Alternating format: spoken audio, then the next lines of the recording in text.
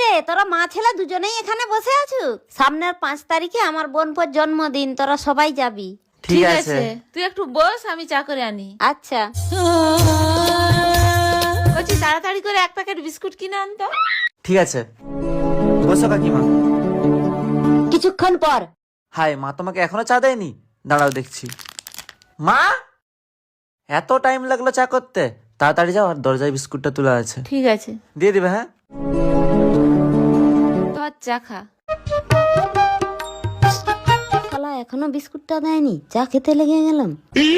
তারপর তোদের বাড়ির সবাই ভালো আছে তো? ঘরের সবাই ভালো আছে, কিন্তু তোদের বাড়ি আসার সময় আমার একটা দারুণ বিপদ হয়ে গেছিল। হাই, কি বিপদ রে?